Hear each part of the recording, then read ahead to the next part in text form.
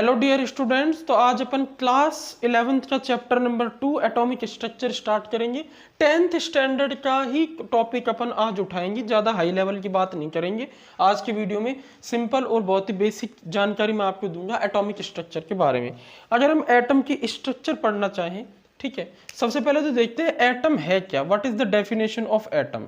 ठीक है, तो अगर हम डाल्टन के लॉ के अकॉर्डिंग देखें, डाल्टन ने जो बताया था the smallest particle of matter which cannot divisible further, we can say the smallest particle of matter का सबसे छोटा पार्टिकल होता है एटम, which cannot, और we can say which can't further divisible,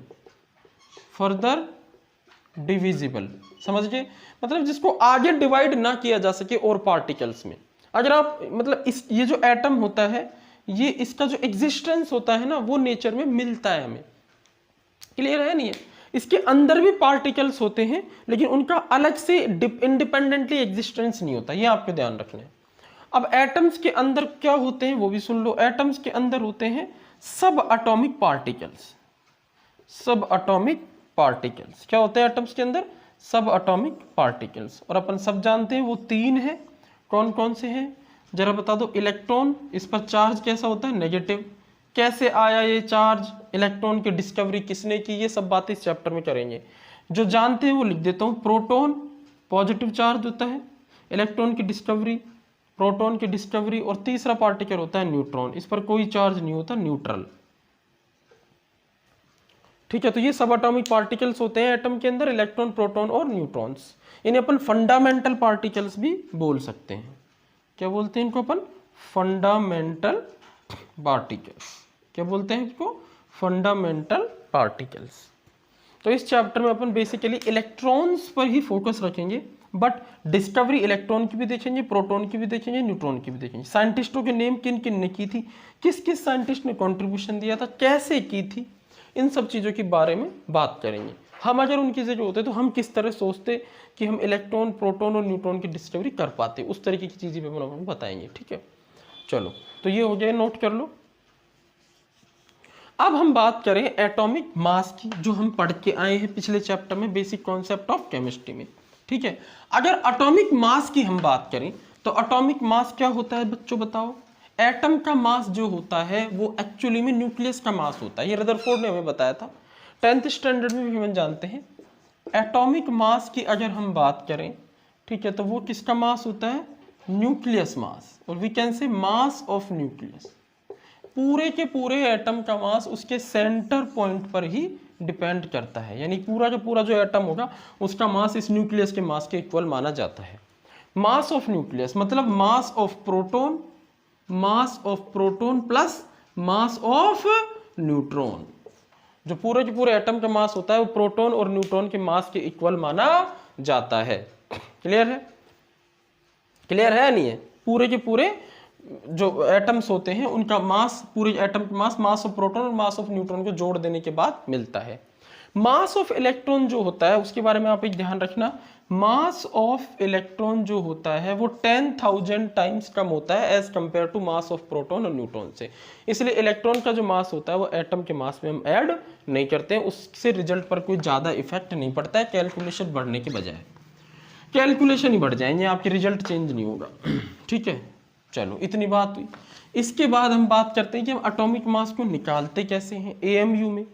तो मैंने आपको बताया था भाई एटॉमिक मास प्रोटॉन के मास और न्यूट्रॉन के मास से आ रहा है। तो पहले देख लो प्रोटॉन मास क्या होता है। प्रोटॉन का जो मास होता है, प्रोटॉन मास, 1 प्रोटॉन का जो मास होता है वो होता है 1 प्रोटॉन न्यूट्रॉन के मास के इक्वल। लेकिन इस चैप्टर में हम देखेंगे कि ये एग्जैक्ट इक्वल नहीं होते, ये हल्का सा अधिक होता है। इतना मतलब इतना भी इनमें वेरिएशन नहीं होता, एग्जैक्ट डेसिमल में कोई अंतर आता है। ठीक है, न्यूट्रॉन का मास थोड़ा सा ज्यादा होता है, बराबर ही मान लेते हैं इन दोनों को। और इन दोनों का मास हम कितना मानते हैं? 1 AMU, एटॉमिक मास यूनिट। कितना मानते हैं? 1 AMU। और 1 AMU को ग्राम में बदलना चाहिए, हमें ये पता लगाना चाहिए कि प्रोटॉन और न्यूट्रॉन का मास ग्राम में कितना होगा। तो उसके लिए आपको ध्यान रखना 0.167 इंटू 10 की पावर -23 ग्राम होता है। या इसको अपन लिख सकते हैं 1.67 इंटू 10⁻⁻27 किलोग्राम। ये वाली वैल्यूज आपको दिखाई देगी, मैंने इसको इस तरह भी कन्वर्ट कर दिया। 0.167 इंटू 10⁻⁻23 ग्राम, एक AMU का मास। ठीक है भाई, तो एक प्रोटॉन का मास ये हो गया और एक न्यूट्रॉन का मास भी ये हो गया। अब आपको किसी भी एटम का अगर एटॉमिक मास बताना है, एटॉमिक मास बताना है, तो आपको क्या करना पड़ेगा, ठीक है, नंबर ऑफ प्रोटॉन निकालने हैं उसमें, नंबर ऑफ प्रोटॉन निकालने उस एटम में, और उसको मल्टीप्लाई किससे कर देना है, 0.167 इंटू 10⁻⁻23 से, ग्राम में आ जाएगा, प्लस नंबर ऑफ न्यूट्रॉन निकालने हैं, नंबर ऑफ न्यूट्रॉन इंटू वापस इसी नंबर से हमको मल्टीप्लाई कर देना है 0.167 इंटू 10⁻⁻23। तो हम इसको ऐसे लिख सकते हैं, नंबर ऑफ प्रोटॉन को हम लिख देते हैं number of proton equal to NP, ठीक है, plus number of neutron NN, clear है ना, और कॉमन क्या आ गया 0.167 इंटू 10⁻⁻23, ये आ जाएगा ग्राम में। इस तरह हम एटॉमिक मास कैलकुलेट कर सकते हैं। तो एटम का जो मास होता है वो इस तरह हम किलोग्राम में कन्वर्ट करना चाहो तो इसको ऐसे कन्वर्ट कर लो, क्लियर है भाई। तो इस तरह से हम एटम का मास निकाल सकते हैं, ठीक है। इस एटम के मास को अपन क्या बोलते हैं, मास नंबर से भी हम इसको निकाल सकते हैं। जितना मास नंबर होगा, मास नंबर जितना होगा उतना ही एटॉमिक मास होगा AMU में, ये ध्यान रखना। अगर हमें मान लो मास नंबर दिया हो किसी का, तो वो क्या होगा, एटॉमिक मास होगा AMU में। एटॉमिक मास किस में होगा, AMU में, क्लियर। जैसे हीलियम का मास नंबर 4 होता है तो उसका एटॉमिक मास 4 AMU होगा। अब AMU को ग्राम में बदलने का तरीका मैंने आपको बता दिया, 0.167 इंटू 10⁻⁻23 से मल्टीप्लाई कर दो। एक AMU में इतने ग्राम होते हैं, जितने भी AMU है उसको मल्टीप्लाई कर दो, ठीक है। किसी भी एटम में प्रोटॉन के नंबर और न्यूट्रॉन के नंबर अगर पता हो हमें, तो हमें मास नंबर पता होगा, ठीक है ना, और उससे हम एटॉमिक मास इजीली निकाल सकते हैं, ठीक है। इन सब चीज़ों को अपन पिछले चैप्टर में वैसे डिस्कस कर चुके हैं, रिवीजन के तौर पे मैंने आपको यहाँ पे बता दिया, ठीक है। अब हम यहाँ पर एक जनरल टर्म लिख देते हैं एलिमेंट की, एलिमेंट सिंबल। एलिमेंट का जो सिंबल होता है, ठीक है, उसमें 3 चीजें होती हैं। देखो इस तरह लिखते हैं एलिमेंट के सिंबल, Z, ठीक है, E for element, Z for proton number या एटॉमिक नंबर, और A फॉर एटॉमिक मास, ठीक है। मैं बता देता हूँ यहाँ पर A क्या है, atomic mass, atomic mass, clear है। ये मास नंबर भी बोलते हैं, बताया था ना, मास नंबर या atomic mass. AMU, atomic mass किसमें, AMU में। मास नंबर मतलब समझ गए ना भाई, मास नंबर मतलब प्रोटॉन का नंबर प्लस न्यूट्रॉन का नंबर, ये A होता है, ठीक है। और प्रोटॉन का नंबर Z के इक्वल होता है, तो A इक्वल टू मतलब एटॉमिक नंबर के, तो Z प्लस N भी लिख सकते हैं इसको। Z क्या है यहाँ पर सुन लो, Z क्या है, नंबर ऑफ प्रोटॉन या एटॉमिक नंबर।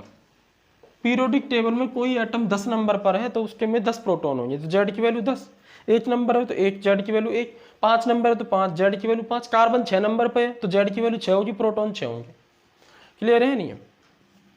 न्यूट्रॉन का नंबर जो होता है वो कंफ्यूजन क्रिएट करता है माइंड में, तो आपको क्या होगा, या तो आपको प्रोटॉन का नंबर मिलेगा और मास नंबर मिलेगा, तो आप न्यूट्रॉन का नंबर निकाल सकते हैं मास नंबर माइनस प्रोटॉन का number, mass number minus proton का नंबर, इस तरह से आप निकाल सकते, क्लियर है। 1 से लेके 20 तक जो एलिमेंट है उनके मास नंबर निकालने की ट्रिक मैंने आपको बताई थी, उस ट्रिक को देख लो वीडियो में जाके, एटॉमिक नंबर ट्रिक को। 1 से 20 तक एलिमेंट की अगर आपको मास नंबर पता लग गया 1 से 20 तक के एलिमेंट का, तो प्रोटॉन नंबर तो आपको पता ही है सभी का भाई, जो जिस नंबर पर आता है उसका वही प्रोटॉन नंबर, तो और मास नंबर आपको ट्रिक से पता लग जाएगा, तो न्यूट्रॉन नंबर भी निकल जाएगा। न्यूट्रॉन क्या होगा, जो मास नंबर है वो उसको में से घटा दो प्रोटॉन को। जैसे एग्जाम्पल की बात करें,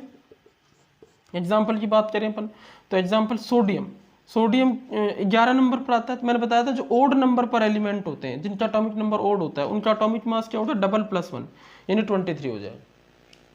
तो ये मास नंबर आ गया, तो ए की वैल्यू कितनी आ गई सोडियम के लिए 23, और प्रोटॉन इसमें 11 है, प्रोटॉन मतलब Z एटॉमिक नंबर 11 है, प्रोटॉन 11 है, ठीक है।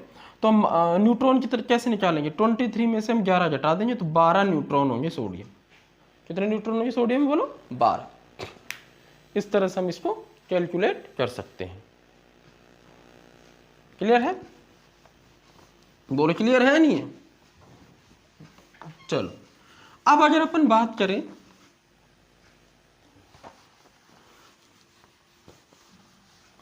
अब अगर अपन बात करें और किसी एलिमेंट को देख लो, सपोज करो हमारे सामने यूरेनियम 92 234 लिखा हुआ है, तो प्रोटॉन नंबर, प्रोटॉन कितने इसमें 92, एटॉमिक मास हमें दे दिया 234, तो न्यूट्रॉन कितने होंगे 234 एटॉमिक मास जो हमें दे रखा है उसमें से हम 92 को सब्सट्रैक्ट कर देंगे, तो हमारे पास क्या आ जाएगा, नंबर ऑफ न्यूट्रॉन निकल आएगा। ठीक है, तो इस तरह से हम number of neutron, atomic mass या मास नंबर और प्रोटॉन निकाल सकते हैं।